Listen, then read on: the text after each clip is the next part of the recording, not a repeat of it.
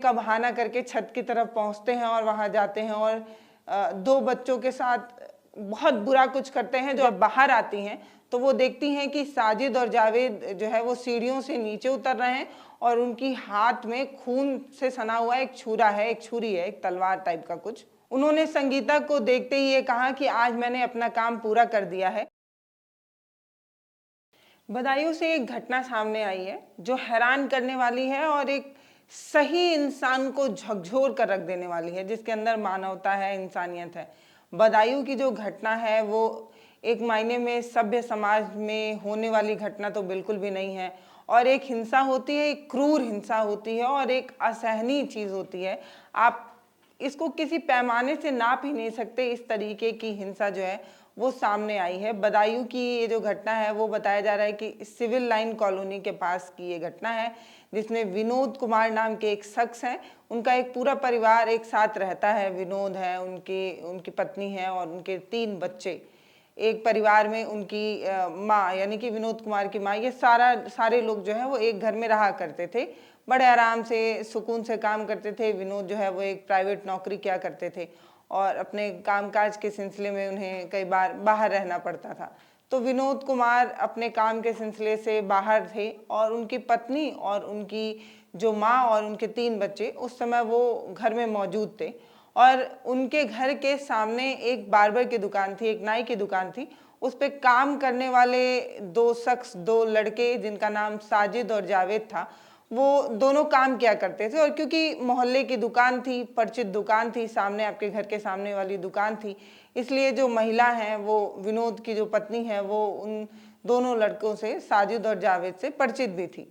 तो शाम का समय होता है। साजिद और जावेद जो होते हैं वो दोनों लड़के वो बाइक पर सवार होकर विनोद के घर पहुंचते हैं और उनकी पत्नी से कुछ पैसे की मांग करते हैं और ये कहते हैं कि ये पैसे जो है वो मुझे इसलिए चाहिए क्योंकि मेरी पत्नी जो है वो गर्भवती हैं, उनके इलाज के लिए पैसे की आवश्यकता है। पैसे की मांग करते हैं। विनोद की पत्नी विनोद को फ़ोन करती हैं और उनको सारी बात बताती हैं और ये बताती हैं कि जो साजिद और जावेद हैं वो आए हुए हैं और पैसे की मांग कर रहे हैं। इस तरीके की परेशानी है, उनकी पत्नी बीमार है और कुल 5,000 रुपये की मांग है। उनके पति विनोद जो है, क्योंकि मोहल्ले की बात है और हम सभी जब अपने मोहल्ले में कोई परेशान होता है तो मदद कर ही देते हैं, तो वो मदद करने के लिए हाँ कह देते हैं। तो विनोद की पत्नी जो होती हैं वो साजिद और जावेद को ये कहकर अंदर चली जाती हैं कि मैं जो है वो आपके लिए चाय बना कर लाती हूँ, या जो भी है वो घर के अंदर चली जाती हैं चाय बनाने। इस पर ये बताया जा रहा है कि जो दोनों भाई हैं वो घुटन होने का बहाना करके छत की तरफ पहुँचते हैं और वहाँ जाते हैं और 2 बच्चों के साथ बहुत बुरा कुछ करते हैं, जो आप सभी के सामने सोशल मीडिया पर होगा। अब मैं ये चाहती हूँ कि ये जो पूरी घटना है उसमें एफआईआर जो की गई है विनोद की तरफ से, उस एफआईआर में क्या लिखा है वो जान लेते हैं। घटना की भूमिका मैंने आपको बता दी। अब मैं आपको बताने जा रही हूँ कि विनोद कुमार जो थे उन्होंने एफआईआर में क्या कुछ लिखा है, पुलिस को क्या कुछ बताया है। उन्होंने बताया कि उनके घर के सामने साजिद और जावेद नाम के 2 भाई थे जो बार्बर की शॉप चलाते थे।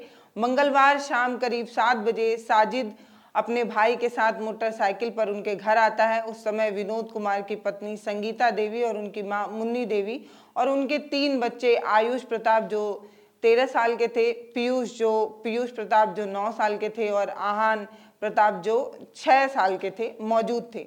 साजिद ने संगीता से कहा कि उनकी पत्नी की डिलीवरी होनी है और डॉक्टर सुबह 11 बजे तक का ही समय दिया है। संगीता से 5,000 रुपये की मांग करते हैं। इस दौरान साजिद जो है अपने भाई जावेद की मोटरसाइकिल पर बाहर खड़े रहते हैं। संगीता पैसा लेने की बात पर अंदर जाती हैं। इस दौरान साजिद जो है वो जो उनके मझले लड़के हैं, बीच वाले जो लड़के हैं पीयूष, उनको गुटखा लाने का पैसा देकर उसको भेज देते हैं।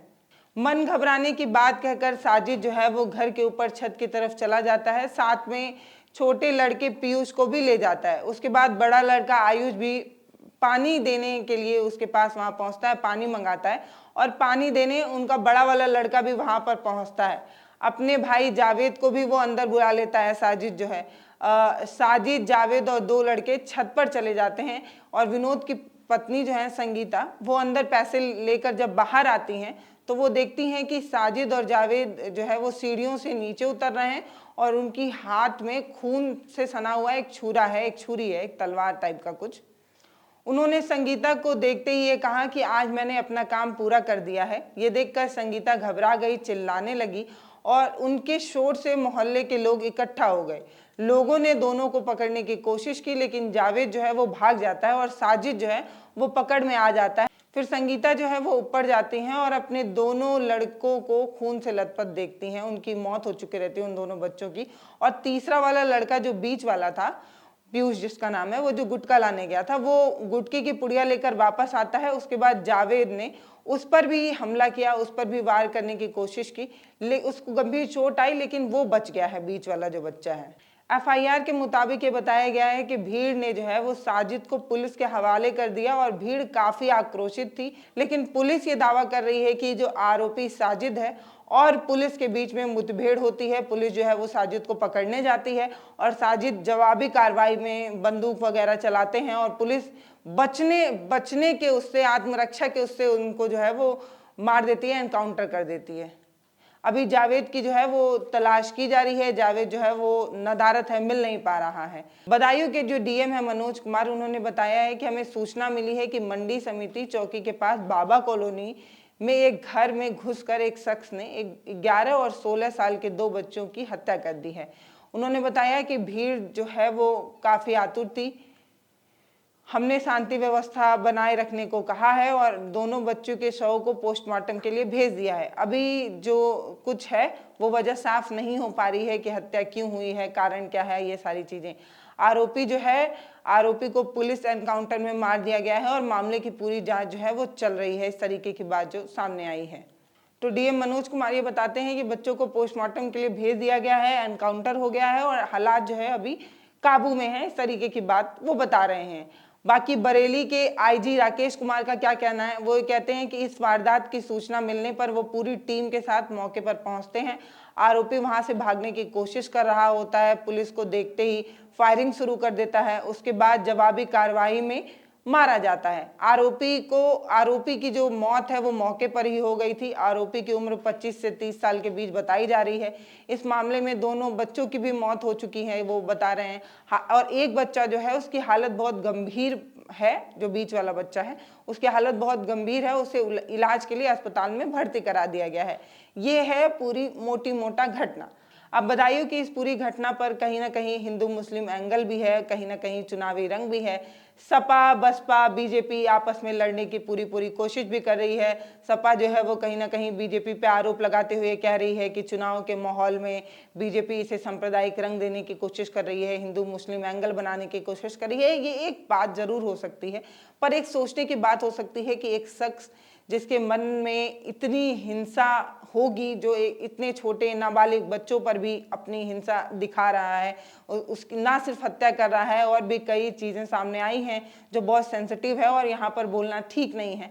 अगर ये वीडियो किसी ऐसे शख्स के पास पहुँचता है जो कमज़ोर दिल का है, वो इस घटना को सहन नहीं कर पाएगा। ये इतनी मार्मिक घटना है, ये इतनी जघन्य घटना है। बाकी आप इस पूरे मसले पर क्या सोचते हैं हमें ज़रूर बताइएगा। और मैं एक बात साफ करना चाहती हूँ कि मुझे ऐसा लगता है कि ये जो भी शख्स है वो मानसिक रूप से बहुत ज़्यादा बीमार रहा होगा, क्योंकि कोई भी इस तरीके की जघन्य हत्या तो नहीं कर सकता, बच्चों पर अपनी हिंसा नहीं दिखा सकता। बाकी आप इस मामले पर क्या सोचते हैं हमें कमेंट सेक्शन में लिखकर जरूर बताइएगा। नमस्ते, मैं पल्लवी हूँ, आप भारत एक नई सोच देख रहे हैं। अभी भी वो जो इलाका है वो बहुत सेंसिटिव है। पुलिस जो है वो अपनी पूरी कार्रवाई कर रही है, पूरी पुलिस जो है वो मुस्तैदी से वहाँ पर मौजूद है।